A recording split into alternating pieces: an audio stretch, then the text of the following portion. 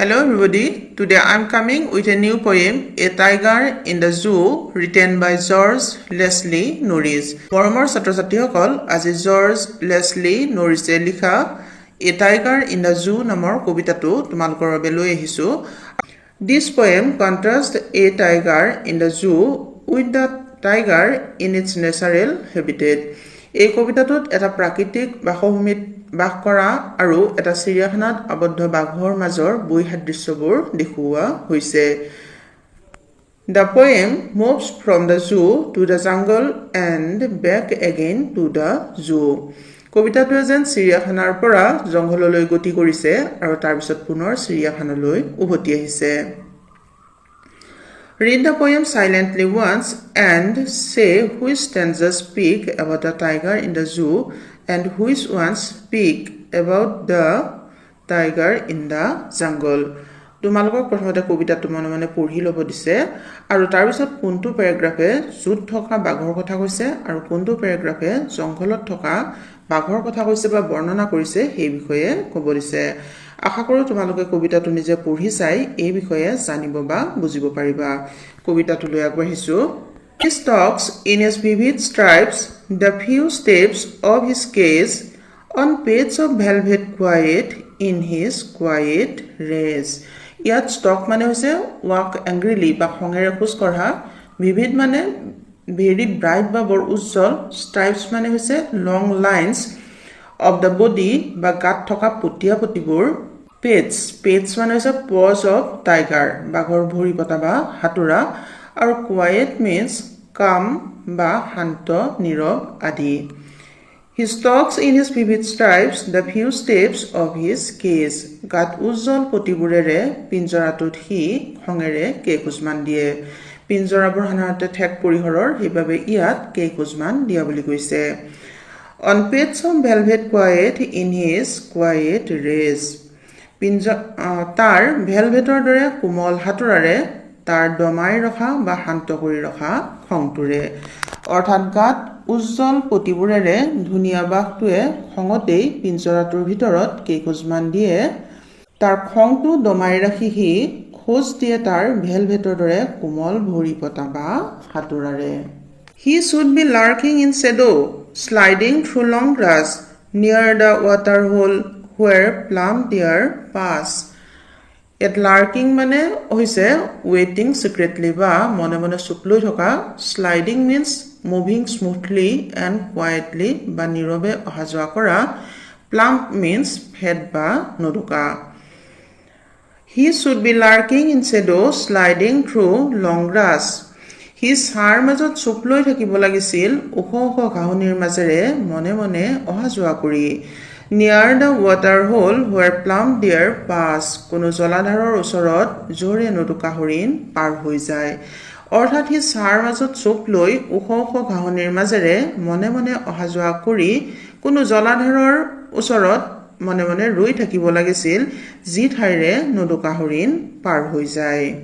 He should be snarling around houses at the jungle's edge, baring his white fangs, his claws terrorizing the village. ইয়াত snarling মানে হৈছে growling বা গুজৰি থকা, baring means exposing or showing, উদঙাই দিয়া, ইয়াত আমি নিকটাই দিয়া বুলি ক'ব পাৰিম। fangs মানে হৈছে long and sharp teeth, দীঘল আৰু জোঙা দাঁত, claws means nails of legs, ঠেঙৰ নখবোৰ, terrorizing means frightening বা ভয় খুওৱা। He should be snarling around houses at the jungle's edge. সি ঘৰবোৰৰ চাৰিওফালে গুজৰি ফুৰিব লাগিছিল, জংঘলৰ কাষত থকা। Bearing his white fangs, his claws terrorizing the village. তাৰ বগা তীক্ষ্ণ দাঁত নখ নিকটাই গাঁওখনক ভয় খুৱায়। অৰ্থাৎ সি জংঘলৰ কাষত থকা গাঁৱৰ ঘৰবোৰৰ চাৰিওফালে দাঁত নখ নিকটাই গুজৰি গুমৰি গাঁৱৰ মানুহক ভয় খুৱাই ফুৰিব লাগিছিল। But he is locked in a concrete cell. He is trapped behind bars, stalking the length of his cage, ignoring visitors. ইয়াতে লকড মানে ইমপ্ৰিজন বা বন্দী হৈ থকা, কংক্ৰিট চেল মানে শিল বালি ইটাৰে নিৰ্মিত পিঞ্জৰা বা পকী পিঞ্জৰাক বুজাইছে। bar means rod made of iron. Ignoring মানে হৈছে আওকাণ কৰি.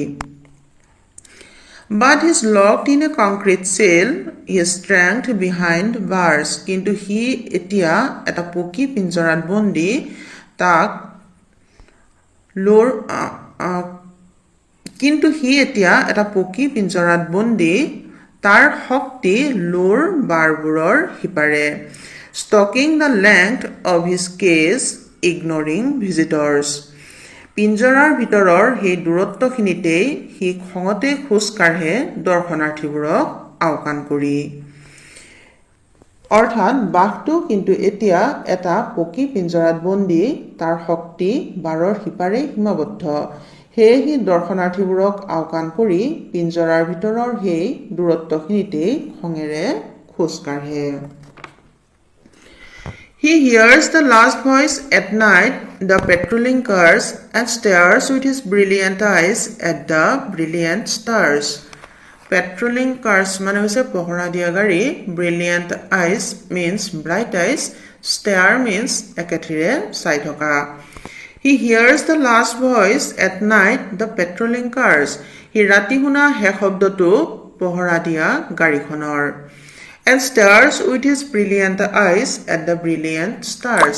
আৰু তাৰ উজ্জ্বল চকু দুটিৰে একেথৰে চাই থাকে তীৰ বিৰাই থকা তৰাবোৰলৈ. অৰ্থাৎ সি ৰাতি শুনা শেষ শব্দটো হৈছে চিৰিয়াখানাত পহৰা দিয়া গাড়ীখনৰ. আৰু সি তাৰ উজ্জ্বল চকুজুৰিৰে আকাশৰ তীৰ বিৰাই থকা তৰাবোৰলৈ তথা লাগি চাই ৰয়. এই কবিতাটোৰ মূল ভাৱটো হৈছে উজ্জ্বল পতিৰে ধুনীয়া খঙাল বাঘটোৱে হাবিত হৰিণা চিকাৰ কৰি থাকিব লাগিছিল, নহলে বা হাবিৰ কাষত থকা গাঁৱৰ মানুহক গুজৰি ভয় খুৱাই থাকিব লাগিছিল. কিন্তু সি এতিয়া পিঞ্জৰাত বন্দী. যাৰ বাবে একো কৰিব নোৱাৰাৰ খঙতে দৰ্শনাৰ্থীবোৰক আওকাণ কৰি খঙতে পিঞ্জৰাৰ সীমিত ঠাইতে খোজ কাঢ়ে. আৰু ৰাতি হলে আকাশৰ তীৰ বিৰাই থকা তৰাবোৰলৈ চাই হয়তো মুক্তিৰ কথা ভাবে. মৰমৰ ছাত্ৰ ছাত্ৰীসকল, আমাৰ এই কবিতাটো অসমীয়াত আলোচনা কৰা ইমানতে শেষ হৈছে. আশা কৰোঁ তোমালোকে ভালদৰে পঢ়িবা আৰু লগৰ বন্ধু বান্ধৱীৰ সৈতে ভিডিঅ'টো শ্বেয়াৰ কৰিবা. তোমালোকৰ ওচৰলৈ পুনৰ আৰু এটা ভিডিঅ' লৈ আহিবলৈ চেষ্টা কৰিম.